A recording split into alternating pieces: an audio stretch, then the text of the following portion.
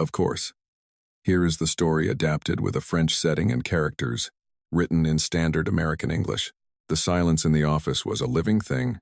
It was a thick, heavy silence, woven from the scent of old leather, expensive Armagnac, and the unspoken weight of power. For 3 weeks, Elise had learned its textures, its moods. She moved, through it on silent feet, a ghost in a crisp white apron, refilling a glass, here, clearing a small plate there. She had been hired to be invisible, a functioning part of the decor in the Commons, penthouse, suite overlooking Paris, the domain of the formidable Monsieur Moreau. He was a man who seemed carved from granite and shadow, the kind of Parrain of the Parisian underworld whispered about in stories meant to frighten children and grown men alike. His presence filled the room even when he was still, his gaze sharp enough to feel like a physical touch. Elise did her job, kept her head down, and collected the generous pay that was changing her life. She was good at being invisible, but for 3 weeks, her invisibility had been a lie. Because every time she entered the room, her eyes were drawn to the wall, behind his great mahogany desk. There, among paintings of the stark, beautiful coast of Bretagne, was a single photograph, a portrait. 2 men in dark Suisse, shaking hands, the lights of the city gleaming through a window behind them. One man was Monsieur Moreau, younger but just as severe. The other was her father.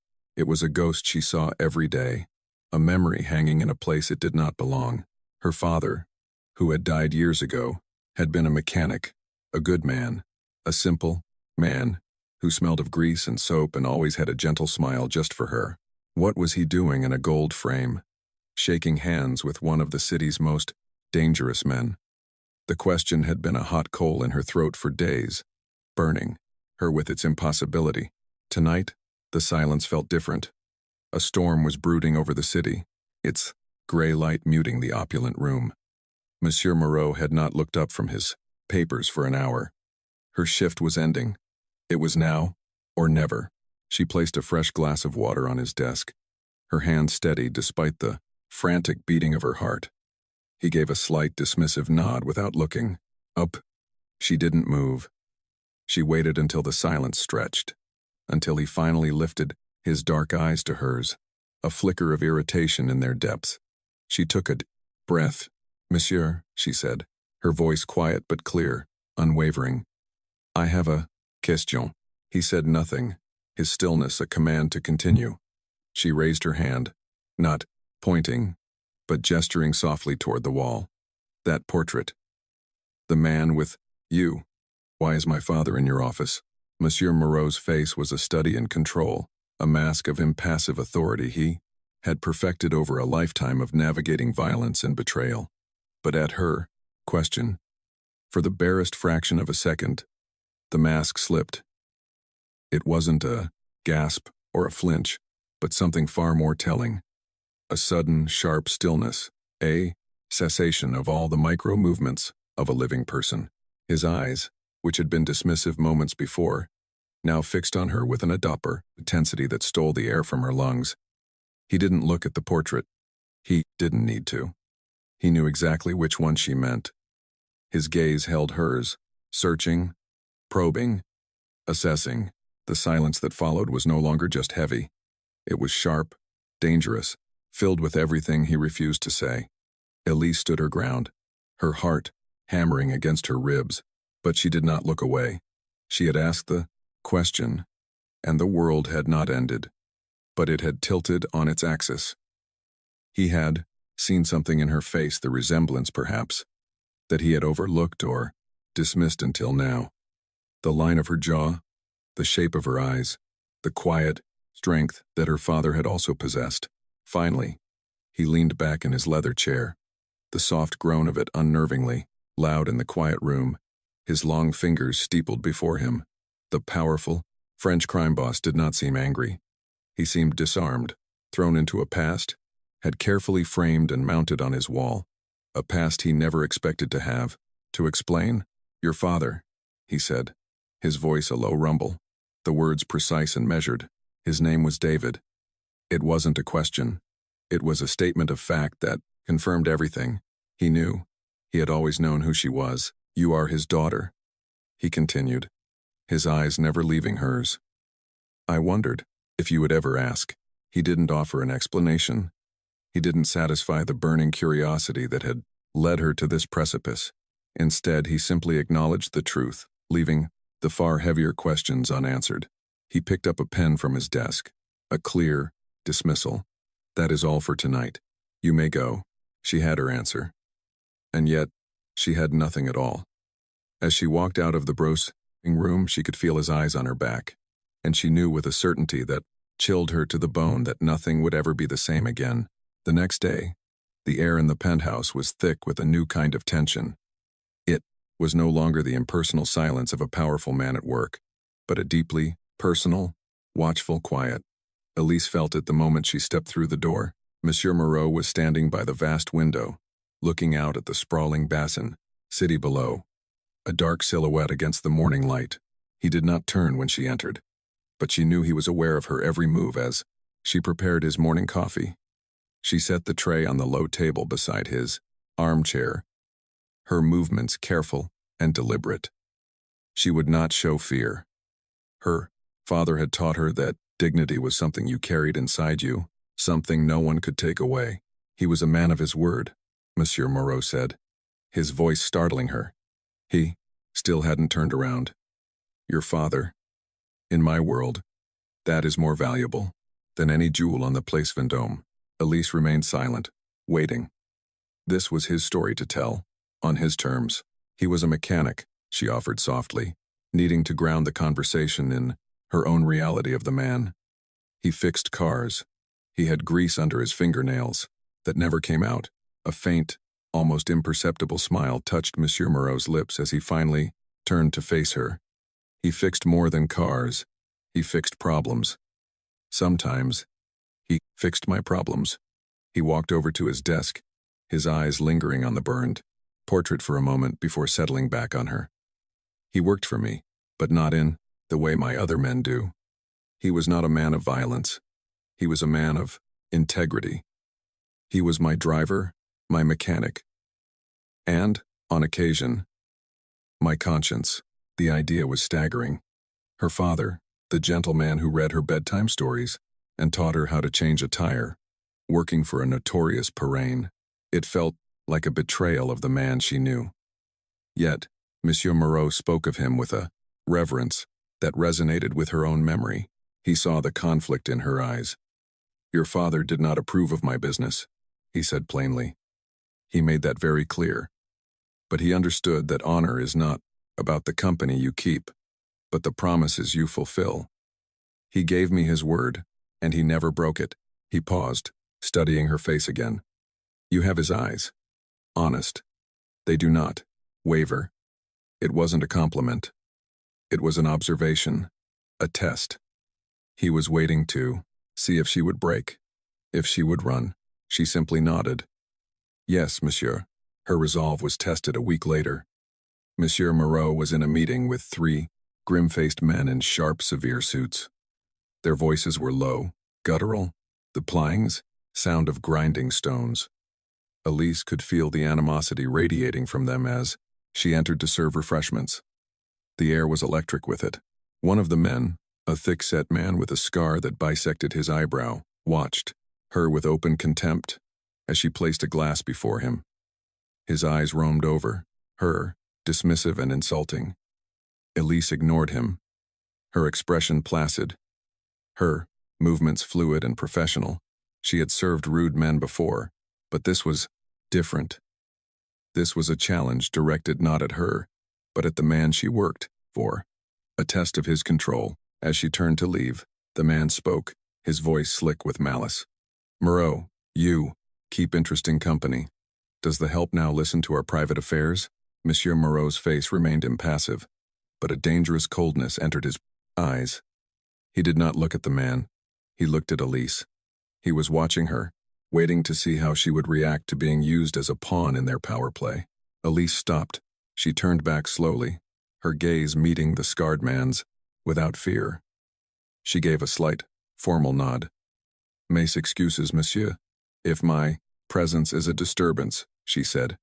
her voice calm and even. "I will be sure to be quicker next time." There was no tremor in her voice, no hint of fear or anger, just quiet, unshakable dignity. She held his gaze for a moment longer before turning and walking out of the room, her back straight.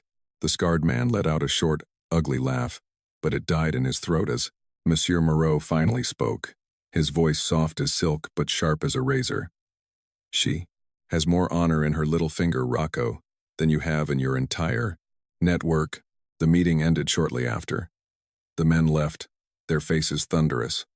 When Elise returned to clear the glasses, Monsieur Moreau was standing by the desk, looking at the portrait of her father. "David would have been proud of you today," he said quietly. "You did not flinch." He then told her a little more of the story. "There was a debt between us, a life debt. He saved me from men like that once. He pulled me from a burning car. He did it not for money, but because it was the right thing to do. That portrait, it is a reminder of that debt." He was beginning to trust her, not just as an employee, but as the daughter of the only man he ever truly respected. The story was unfolding in pieces, small fragments of a past she never knew existed. Each piece he gave her felt like a precious, dangerous gift. She learned to listen, to watch, to understand the currents of power that flowed through that silent office. She was no longer just a server. She was a witness, a quiet observer in a world of unspoken rules and lethal consequences. The trust between them deepened, not through grand confessions, but through the steady rhythm of their shared days. He started leaving important documents in his desk when she was in the room, an unspoken sign that he no longer considered her a potential threat. He would ask her opinion on small, non-business matters, the choice of a new painting for the lobby, the quality of a particular brand of coffee. They were trivial things, but they were bridges, being built across the vast chasm of their different worlds. One rainy afternoon, as she was polishing silver, he spoke without preamble. "He talked about you all the time," Monsieur Moreau said, his gaze distant, fixed on the rain-streaked window. "He was so proud. He said you had a mind for numbers, that you were going to go to university and be an accountant. He was saving for it." Elise's hand stilled. Her father had always encouraged her studies, but he'd been vague about the money, simply telling her not to worry. Now, she understood. The generous salary she was earning here was, in a way, the final gift from her father, a debt being paid. "He made me promise," Monsieur Moreau continued, turning to look at her, his eyes holding a profound sincerity. "He knew the risks of being near me. He made me swear that if anything ever happened to him, I would ensure you were taken care of, that you would have your chance." This was the heart of it. This wasn't just a job. It was the fulfillment of a sacred vow. The fragile piece of their arrangement was shattered by the ringing of a telephone. It was a private line, one Elise had never heard ring before. Monsieur Moreau answered it, his posture stiffening as he listened. His face, usually a mask of calm, became tight with a controlled fury. He spoke in rapid, guttural French, but Elise didn't need to understand the words to know their meaning. The danger they had spoken of in abstract terms had just become terrifyingly real. When he hung up, he looked at her, and for the first time she saw something akin to fear in his eyes. Not for himself, but for her. "Rocco is making his move," he said, his voice grim. "He's grown bold. He believes I am weak." He walked to a hidden panel in the wall, opening it to reveal a safe. From it, he removed a thick envelope and a small, heavy pistol. He placed the pistol on his desk and pushed the envelope toward her. "This is everything I owe you, and more. Enough to go anywhere you want, to start a new life. You must leave now. My driver will take you to the Gare du Nord. You cannot be here when they come." The message was clear. The war was starting, and his office was about to become the battlefield. He was giving her an escape, severing the tie that bound them, fulfilling the final part of his promise to her father to keep her safe. He was pushing her out of his world, back into the one where she belonged, away from the violence that was his shadow. For a moment, Elise just stared at the envelope, a passport to a normal life. A life free of fear and secrets. It was everything she could have ever wanted. But, as she looked from the money to the hard, lonely look on Monsieur Moreau's face, she knew she couldn't take it. Her father had been a man of his word, and she was her father's daughter. This was not just his fight anymore. Elise looked at the envelope filled with money, then back at the man who had, against all odds, become her protector. She saw the weight of his world pressing down on him, the profound loneliness of a man who commanded an army, but had no one to stand beside him. In that moment, her choice became startlingly clear. She gently pushed the envelope back across the desk toward him. "No," she said, her voice soft but firm. "My father didn't run from a fight when he saw a man in a burning car. I'm not running either." Monsieur Moreau stared at her, his expression a mixture of disbelief and something else, something deeper. He had offered her freedom, a clean break, and she had refused it. She had chosen to stand with him, a powerful Parain on the Pronterzo, brink of a war. "You do not understand," he said, his voice low and urgent. "These are not honorable men. They will not hesitate. Your presence here puts you in grave danger." "I understand perfectly," she replied, her gaze steady. "You have a debt to my father. But he had a debt to you too.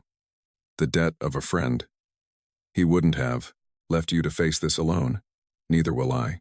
Her loyalty was no longer a transaction, no longer about a promise made over a man's memory. It was about the man standing before her. She had seen his code of honor, his quiet integrity, the hidden kindness beneath the hardened exterior. She was choosing to stay, not out of obligation, but out of a fierce, protective loyalty that had taken root in her own heart. A slow, profound change washed over Monsieur Moreau's face. The hardened lines seemed to soften. He looked at her, truly looked at her, and saw not just the Kreisboltas, ghost of his friend, but a woman of immense courage and strength. He gave a stock, slow, solemn note. "Very well," he said. "Then stay, but you will do exactly as I say." He picked up the pistol from the desk, his movements calm and purposeful once more. He was no longer a man preparing to face his enemies alone. He had an ally, an unlikely, unexpected, and profoundly loyal ally. The attack came not with a bang, but with a quiet, chilling efficiency. The power to the penthouse was cut, plunging the opulent office into the gloomy twilight of the storm-darkened city. The emergency lights flickered on, casting long, dancing shadows. Monsieur Moreau was instantly on his feet, moving with a predator's grace to the side of the door, pistol in hand. "Stay away from the windows," he commanded in a low voice. "Go to the back wall, behind the desk. Stay down." Elise's heart was a frantic drum against her ribs, but her mind was clear. She did as he said, crouching behind the massive mahogany desk, the scent of its wood polish, a strange comfort in the terrifying silence. They could hear them now, the soft thud of footsteps in the outer office, the quiet click of a door being opened. There were several of them. Monsieur Moreau remained perfectly still, a statue of deadly patience. He was waiting for them to make the first move, to reveal their position. It was then that Elise noticed something. In the dim emergency light, she saw a faint reflection on the polished surface of a glass-fronted armoire across the room. It was a distorted, moving shadow, the shape of a man, not at the main door, where Monsieur Moreau was waiting. Kitchenette. They were flanking him. He would be caught in a crossfire. "The service door," she whispered, her voice tight with urgency. "To your left. There's one there." Monsieur Moreau didn't question her. He didn't even turn his head. He trusted her. In one fluid motion, he spun and fired 2 shots into the wall beside the kitchenette door. A strangled cry and the heavy thud of a body followed. The element of surprise was shattered. The men at the main entrance opened fire, bullets splintering the doorframe. But their advantage was gone.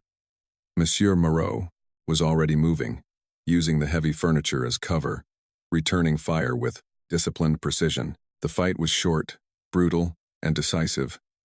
When it was over, a profound silence descended once more, broken only by the sound of their own ragged breathing. He had won, but he hadn't won alone. Her quick eyes and quiet voice had saved his life, just as her father's hands had done years ago. In the aftermath, the office was a wreck of splintered wood, shattered glass, and the acrid smell of gunfire. The bodies of Rocco's men had been removed by Monsieur Moreau's own silent, efficient crew, leaving only the scars of the Paysatant battle behind. The city lights twinkled outside the window, oblivious. The storm had passed. Monsieur Moreau stood by that window, his back to her, the pistol now resting on his desk. The adrenaline had faded, leaving a heavy, bone-deep weariness in its place.